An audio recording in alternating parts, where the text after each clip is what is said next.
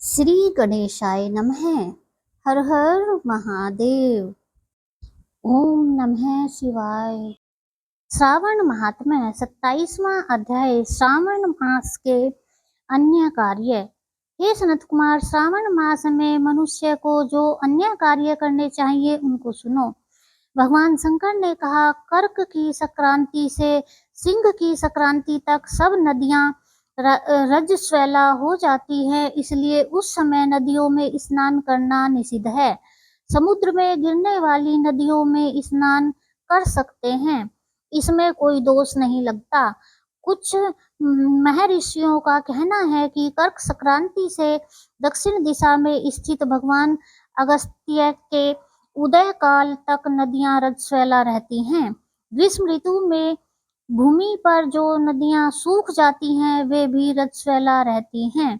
अपने आप जिन नदियों की गति 32 हाथ न हो, उन नदियों में वर्षा ऋतु में 10 दिन तक स्नान नहीं करना चाहिए। उन नदियों को नदी ने कहकर गर्त शब्द से पुकारें। कर्क संक्रांति के आरंभ में महानदियां रजस्वला होती हैं। जिस प्रकार स्त्रियां 3 दिन तक अपवित्र रहती है, उसी प्रकार महानदियां भी 3 दिन तक अपवित्र रहकर चौथे दिन पवित्र हो जाती हैं। गोदावरी, भागीरथी, वेणिका, तुंगभद्रा, पयोष्ठी और तापी, ये 6 नदियां विंध्य पर्वत के दक्षिण में बहती हैं। सरस्वती, यमुना, नर्मदा, गंगा, विशोका तथा वित्सता, ये 6 महानदियां विंध्य पर्वत के ऊपर बहती हैं। कृष्णा, बंजरा, कावेरी और देविका, ये 4 महानदियां कर्क संक्रांति पर एक दिन के लिए रजस्वला होती हैं। कर्क संक्रांति से गौतमी नदी 3 दिन रजस्वला रहती है। सरस्वती, पलक्षधारा, यमुना, भागीरथी, नर्मदा, सरयू, सिंधु, सती, चंद्रभागा, ये 9 नदियां और नद नाम से विख्यात सोन, हिरण्य, सिंधु, कोकिल, शतद्रु, घग्गर, अर्हित, ये 7 नदियां पवित्र रहती हैं, ये रजस्वला नहीं होती। सरस्वती, यमुना, गंगा, धर्मद्रवा, ये नदियां सब काल में गुप्त रजोदोष वाली होती हैं, ये हमेशा पवित्र रहती हैं। नदी के तटवासियों को रजस्वला जन्म पाप नहीं लगता। गंगा जल में रजो दुष्ट जल मिलने से पवित्र हो जाता है। श्रावणी उत्सर्ग, प्रातः स्नान, विपत्ति के समय, चंद्र और सूर्य ग्रहण के समय रजोदोष नहीं होता। अब मैं सिंह की क्रांति पर गो प्रसव के फल को बताता हूँ। सिंह का सूर्य हो जाने पर जिसकी गो ब्याई हो, उसकी 1 मास में निश्चय ही मृत्यु हो जाती है। उस समय की गो प्रसव की शांति का उपाय सुनो, जिसके करने से मनुष्य सुखी हो जाता है। उस गो को ब्राह्मण को दान कर देनी चाहिए। पीली सरसों तथा शुद्ध गौ घृत द्वारा होम कराना चाहिए। श्री सूक्त या शांति सूक्त द्वारा स्नान करना चाहिए। घी और तिल की 1000 आहुतियां देनी चाहिए।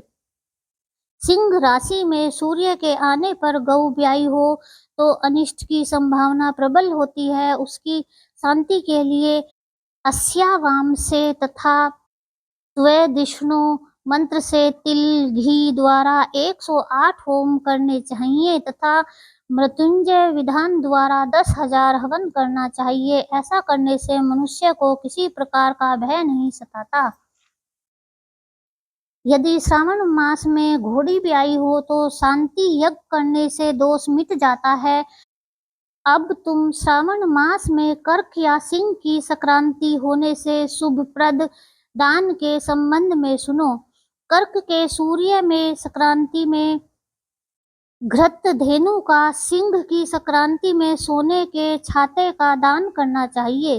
श्रावण मास में वस्त्र दान का बड़ा भारी फल होता है। श्रावण मास में भगवान श्री हरि की प्रीति के लिए साधक को घृत कुंभ, घृत धेनु तथा फलों का दान करना चाहिए। अन्य महीनों की अपेक्षा इस महीने में किया गया दान अक्षय फल प्रदान करता है। मुझे इस महीने से अधिक प्रिय और कोई महीना नहीं है। जो इस महीने में व्रत करता है वह विशेष रूप से मेरी कृपा का पात्र होता है। ब्राह्मणों का राजा चंद्रमा और प्रत्यक्ष देवता सूर्य है, ये दोनों मेरे नेत्र हैं, अतः उसकी संक्रांति संज्ञा कर्क तथा सिंह संज्ञा हुई। मनुष्य को चाहिए सावन मास में प्रातः स्नान कर शिव पूजन करे और इस मास का महात्म्य तथा कथा भक्ति के साथ पूरे मास सुनता रहे। सावन के महीने के व्रत करने से 7 प्रकार की जो बंध्याएं हैं उनको भी पुत्र प्राप्ति हो जाती है। इस महीने में श्री व्यास जी की भी पूजा करनी चाहिए। जिसने श्री वेद व्यास जी को प्रसन्न कर लिया उसने मानो मुझे प्रसन्न कर लिया। जो श्रावण मास का महात्म्य सुनकर भगवान वेद व्यास का पूजन नहीं करता, यमराज उसके कान काट कर बहरा बना देता है। इसलिए इस मास में श्री वेदव्यास जी की पूजा अवश्य करनी चाहिए। जो व्यक्ति भक्ति पूर्वक इस श्रावण मास में के महात्म्य को पढ़ता, सुनता या सुनाता है उसको महान पुण्य की प्राप्ति होती है। ओम नमः शिवाय।